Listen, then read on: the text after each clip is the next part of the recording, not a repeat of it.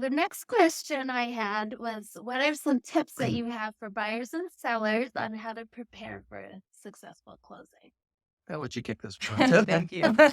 So before closing, we will always send a settlement statement out to the parties, both buyers and sellers, at least the night before closing. So they do have advance notice. So my tip and advice for any buyer or seller is to review that document before the closing itself. It's lovely, itemized, everything is written out for you, so to speak. So that way, though, if they have any questions, they can present those before the closing. Because typically, when you're at the table, again, you don't want to cause any panic. So you want to have all of those issues addressed prior to. So that is my first and foremost, definitely review that settlement statement. And also realtors as well, they can give that a once over as well. Just make sure all of their information that they expect to see is there too. So definitely the settlement statement. And then the other one that I would say is your identification. So just make sure that it is your photo ID, passport, your state ID card. Just make sure it's unexpired. And then your name as well. Just make sure your name is your legal name on the documents too. That is something that does come up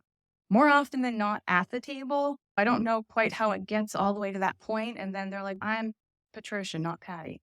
So in those instances, again, just make sure you've communicated that early on. But we have the great support staff to be able to fix that pretty quickly. All of these things can be fixed. But again, be proactive, be prepared. I think those are some key things that you'll definitely will be helpful for you guys.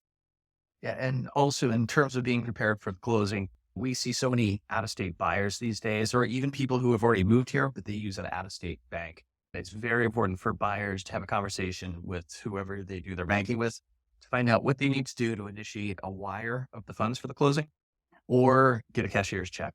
There's quite a few banks that will not initiate a wire unless you are at a branch in person. This Yeah. happens quite a bit. Wells Fargo is a perfect example. Nearest branch is in Southern Connecticut. And how do we know that? Because we had Treatment. at least half a dozen or more people in the last 18 months who've had to make a trip to Connecticut to initiate a wire. So it is something just to make sure they do ahead of time. And on the seller side too, if they would like to have their funds wired to them after the closing, Yeah. just to check with their bank to make sure they know the proper wiring instructions. The routing number on a personal check isn't always the same routing number for a wire. Okay. So a lot of times people just want to give us a copy of their check and it won't necessarily work.